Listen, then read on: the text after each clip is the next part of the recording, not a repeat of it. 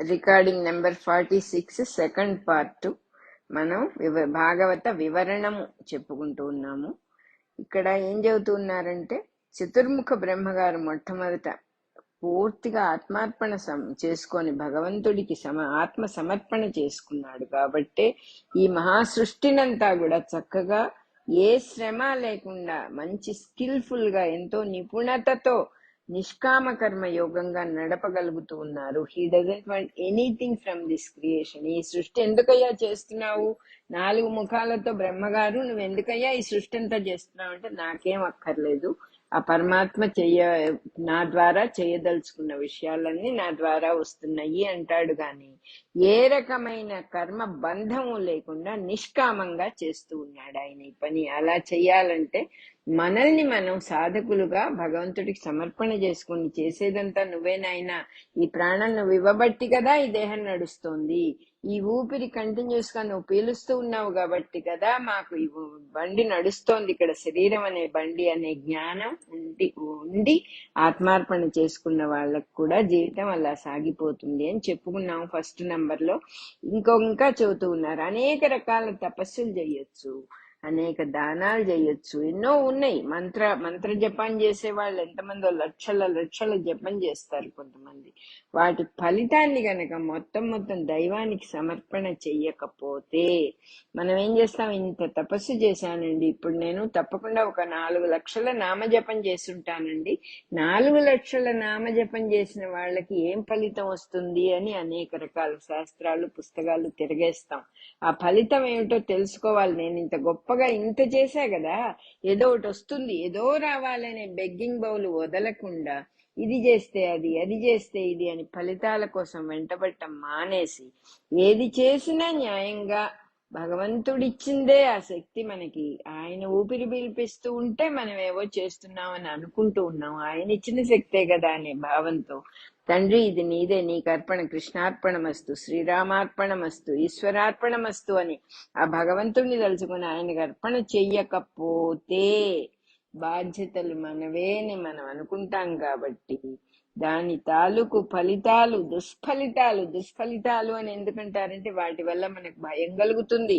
పొరపాటు చేశామేమో, దానివల్ల నామజపంలో ఏదన్నా పొరపాటు చేసినందువల్ల నాకు ఈ దుఃఖం వచ్చిందేమో, నాకు ఈ కష్టం వచ్చిందేమో, ఇట్లా భయంకరమైన ఆపదలతో మానసికంగా కూడా హీనస్థితి వస్తుంది. ఏది చేసినా దైవానికి సమర్పణ చేసుకుంటూ చెయ్యాలి, అది సరైన పద్ధతి. అన్ని సత్కర్మల జీవులు కూడా దైవం మీద భారం ఉంచి కర్తవ్య నిర్వహణగా చెయ్యాలి. ఇది నా బాధ్యతగా చేస్తున్నాను నాయనా, ఇది నువ్వే చేయిస్తున్నావు నా చేత, నాకెక్కడుంది ఈ శక్తి అనే భావంతో చేసినప్పుడు చక్కగా అది మోక్షం వైపే దారి తీస్తుంది. ఆ భగవంతుడి మీద మనం ఇంత భారం వేయచ్చా అండి, ఇంత బరువైన పెట్టె మొయ్యగలుగుతాడా అనే ప్రాబ్లమే లేదు. ఎంత బరువు వేసినా తీసుకుంటాడు ఆయన.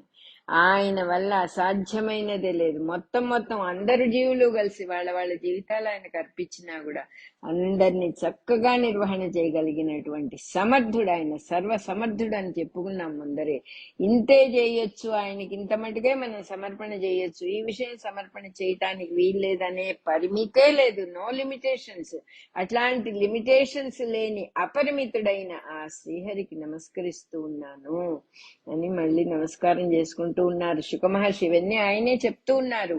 ఇంకా చెబుతూ ఉన్నారు, యవనులు, వ్యాధులు, పుళిందులు, హూణులు, కషులు, కంకులు, ఆభీరులు, చండాలురు అని ఇన్ని పేర్లు చెప్పారు. వీళ్ళందరినీ పాప ప్రవర్తన కలవాళ్ళు అని పిలుస్తూ ఉన్నారు. పాప ప్రవర్తన అంటే ఏమిటంటే, వాళ్ళకి సర్వాంతర్యామి అంటే ఎవరో తెలియదు, మంచి ప్రవర్తన వేదం దేన్ని చెప్పింది, వేదం ఎటువంటి విషయాల్ని చెప్పింది దాన్ని అనుసరించాలని తెలియదు, వేద విరుద్ధంగా చేస్తారు, వాళ్ళకు తోచిన పనులు చేస్తారు. అందువల్ల దాంట్లోనే వాళ్ళు ఆ చక్కర్లోనే పడిపోతారు. అటువంటి వాళ్ళు కూడా, పాప ప్రవర్తన గల వాళ్ళు కూడా, ఒకవేళ ఏదో వాళ్ళ అదృష్టం కొద్దీ ఒక మంచి భాగవతమూర్తి వాళ్ళకు దొరికి ఆయన ఆ గురువు గారి సాంగత్యం వల్ల మంచి విషయాలు నేర్చుకొని ఆ భగవంతుడిని సేవించారంటే వెంటనే అటువంటి వాళ్ళు కూడా మారిపోయి సత్ప్రవర్తన గల వాళ్ళు, సజ్జనులు అయిపోతారు వాళ్ళు కూడా. అటువంటి పరమాత్మకి నా మనస్సులో నమస్కరిస్తూ ఉన్నాను అంటున్నారు. వీళ్ళందరూ కూడా ఈ యవనులు మొదలైన ఈ జాతుల వాళ్ళందరూ కూడా అనార్యులు అంటారు. అనార్యులు అంటే వేద ధర్మాన్ని అనుసరించరు, వాళ్ళు వేదాన్ని పక్కన పెట్టేస్తారు. ఇది ఇలా చేయక్కర్లేదు, మనం ఇష్టం వచ్చినట్టుగా చేయొచ్చు అనే భావాలు, స్వంత భావాలు ఉన్నవాళ్ళు. వాళ్ళల్లో ముఖ్యంగా చెప్తూ ఉన్నారు ఇక్కడ, యవనులున్నారు, వ్యాధులున్నారు, పుళిందులున్నారు, హూణులు, కషులు, కంకులు, ఆభీరులు, చండాలురు అని 8 విధాలుగా ఉన్నారట వాళ్ళందరూ కూడా. మొత్తం 8 రకాల జాతులు అన్నమాట వాళ్ళు. వాళ్ళ గురించి చెబుతూ ఉన్నారు. ఈ 8 మంది కూడా వేద ధర్మాన్ని ఏమాత్రం ఫాలో చేయరు. ఇందులో యవనులు అని ఎవరిని చెబుతున్నారంటే వాళ్ళు యునాన్ అనే ప్రాంతం వాళ్ళుట.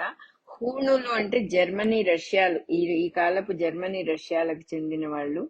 పుళిందులేమో గ్రీస్ దేశం వాళ్ళు. ఆభీరులేమో పూర్వపు సింధు రాష్ట్రాల్లో ఒక భాగానికి చెందిన వాళ్ళు. వ్యాధులంటే బోయవాళ్ళు. కషులు అంటే కచ్ అనే ప్రాంతం వాళ్ళు, ఉత్తర భారతదేశంలో, నార్త్ ఇండియాలో. కంకులు అనేవాళ్ళు పిట్టల్ని కొట్టి జీవించే ఒక జాతి వాళ్ళు. చండాలురు అనే మాట ఏమిటంటే చండాలిక అనబడే ఒక సొరకాయ బుర్రతో చేసిన ఒక ఇన్స్ట్రుమెంట్, ఒకటి మ్యూజికల్ ఇన్స్ట్రుమెంట్ ఒకటి ఉంది, తంత్రి వాద్యము. తంత్రి అంటే వీణ కూడా తంత్రి వాద్యం అంటే అవి మీటుతో, ఆ తంతులు మీటుతూ, ఆ తీగలు మీటుతూ వాయించేది. అట్లా ఆ పర్టికులర్ చండాలిక అనేటటువంటి వాయిద్యం ఉంటుంది, దాని పేరు. అది గానం చేస్తూ తిరుగుతారు, అది వాయిస్తూ గానం చేస్తూ తిరిగే వాళ్ళు ఉంటారు వాళ్ళు. అందుకని వాళ్ళని చండాలురు అని పేరు వచ్చింది వాళ్ళకి. సంస్కృత భాగవతంలో దీని మూల శ్లోకంలో కిరాత, హూణాంధ్ర, పులింద, పుల్కషా, ఆభీర, శుంభా, యవనాహ, కషాదయ ఏన్యే చ పాపా యదపాశ్రయాశ్రయ శుద్ధ్యంతి తస్మై ప్రభ విష్ణువే నమః అని చెప్పబడింది. ఇందులో వర్ణించిన వాళ్ళు కిరాతులు, హూణులు, ఆంధ్రులు, పులిందులు, పుల్కషులు, ఆభీరులు, శుంభులు, యవనులు, కషులు. ఇందులో కిరాతులు భరతఖండానికి చెందిన వాళ్ళు. ఆంధ్రులేమో విశ్వామిత్రుడి కుమారుడైన ఆంధ్రుడు అని ఉన్నాడు, విశ్వామిత్రుడి కొడుకు ఒకతను. ఆ విశ్వామిత్రుడి కొడుకు సంతతి వాళ్ళు ఆంధ్రులందరంటే మనమందరం. వీళ్ళు శాపవశంలో దక్షిణ భారతదేశానికి వచ్చారు. వీళ్ళకి ఏదో శాపం వచ్చింది, ఇదేదో కథ ఉన్నట్టుంది, మనకి తెలియదు. పుల్కషులు, శుంభులు ఉత్తర భారతదేశం వాళ్ళు, అంటే నార్త్ ఇండియా వాళ్ళు పుల్కషులు, శుంభులు. కషులు అంటే మంగోలియా వాళ్ళని కొంతమంది అనుకుంటారట. వీళ్ళందరూ కూడా స్వతంత్ర జీవితం చేస్తారు, వేదాన్ని అనుసరించరు, వేదాన్ని రిజెక్ట్ చేసిన వాళ్ళు అనమాట. కాబట్టి శుకయోగి వాళ్ళని వేదాన్ని అనుసరించని వాళ్ళందరూ కూడా పాప ప్రవర్తనలు అని, అంటే ఒక పద్ధతి లేకుండా జీవించేవాళ్ళు, ఒక సిస్టమ్ లేదు, వాళ్ళు ఇష్టం వచ్చినట్టుగా జీవిస్తారు. ఇలా ఉండాలనేటటువంటి నియమము, యమము ఏమీ లేవు వాళ్ళ జీవితాలకి. వాళ్ళని పాప ప్రవర్తనలు అంటే ఇంకోళ్ళకి ఇబ్బంది కలుగుతుందని కూడా ఇంకా వాళ్ళకి తెలియదన్నమాట. అటువంటి వాళ్ళని అట్లా చెప్పారు. వేద ధర్మాన్ని అవలంబించినా మానినా కూడా సర్వాంతర్యామైన ఒక భగవంతుడున్నాడు అని ఒక భక్తి కలిగితే అటువంటి వాళ్ళు కూడా పరిశుద్ధులై మోక్షం చెందుతారు అని చెప్పారు ఇక్కడ. కాబట్టి వేద ధర్మాన్ని విశాలతరంగా ప్రవర్తింపజేసేది భాగవత ధర్మమే. భాగవత ధర్మాన్ని గనక అనుసరిస్తే, అంటే భగవంతుడు సర్వత్రా ఉన్నాడనే వినయ భావంతో, భక్తి భావంతో ఉంటే వేదాన్ని అనుసరించినట్టే ఇండైరెక్ట్ గా అంటున్నారు. మనమందరం కూడా ఆంధ్రజాతి వాళ్ళము. పోతనేమో ఆంధ్రుడు, తెలుగువాడు, మనమందరం తెలుగు వాళ్ళము. భాగవతం ఏమో తెలుగులోకి అనువాదం చేశాడు. అందువల్లనే పాపం ఆంధ్రజాతి మోక్ష ధర్మాన్ని అనుసరిస్తుందిలే, ఇంత భాగవతం చదువుకొని వీళ్ళందరూ మారకపోతారా అని చెప్పి పాపం ఆ విశ్వాసం ఉన్నందువల్లనే ఈ పద్యంలో ఆంధ్రులు అనే మాట ఆయన పేర్కోలేదు. ఆ మాటని, ఆ ఒక్క పేరు వదిలేశాడు. యవన్లు, వ్యాధులు, పుళిందులు, హూణులు ఇవన్నీ చెప్పాడు గాని ఆంధ్రులు అనే మాట చెప్పకుండా వదిలేశాడట పాపం పోతన గారు. మన మీద ఉండేటటువంటి ప్రేమ వల్ల, మన మీద ఉండేటటువంటి విశ్వాసం వల్ల భాగవతం బయటికి వస్తోంది కదా తెలుగులో, వీళ్ళందరూ చదువుకొని బాగుపడతారు కాబట్టి వీళ్ళ పేరు ఈ అనార్యుల్లో మనం లెక్క పెట్టక్కర్లేదు. పాప ప్రవర్తన గలవాళ్లలో తెలుగు వాళ్ల పేర్లు తీసేయొచ్చు అనే ఉద్దేశంతో వాళ్ళు పోతన గారు ఆంధ్రుల పేరు ఇక్కడ చెప్పలేదు. యవనులు, వ్యాధులు, పులిందులు అని పెద్ద లిస్టు చెప్పినా కూడా తెలుగు వాళ్ళని వదిలేశారు అని చెప్పారు. ఇక్కడ భారతంలో, పురాణాల్లో ఆంధ్రజాతి అనేక చోట్ల చెప్పారు. తెలుగు వాళ్ళ గొప్పతనం చాలా చెప్పారుట. కంసుడి దగ్గర మల్ల యుద్ధానికి సంసిద్ధులై ఆస్థానం మల్లురు కృష్ణుడి మీదకి ఇద్దరు వచ్చారు. మనకు కూడా తెలుసు, చాణురుడు, ముష్టికుడు. వీళ్ళిద్దరు కూడా తెలుగు వాళ్ళుట. కృష్ణుడు చంపేశాడు వాళ్ళని.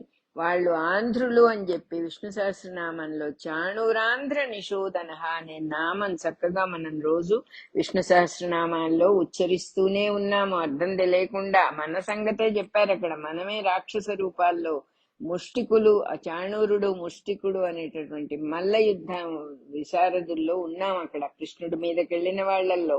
ఇప్పటికీ ఆంధ్రుల్లో ఐకమత్యం లేదు. తమ వాళ్ళని నీచంగా చూసుకుంటారు, తమ వాళ్ళని అనేక రకాలుగా చిన్నపరుస్తారు, కించపరుస్తారు. కాబట్టి దానికి కారణం చూడగా చూడగా విశ్వామిత్రుడి శాపానికి గురి అవ్వటమే. ఆ కథ నిజమే అన్నమాట అని నమ్మొచ్చు అంటున్నారు ఇక్కడ మాస్టర్ గారు. మన రికార్డింగ్ నెంబర్ 46 లో పార్ట్ 2 అయిపోయింది.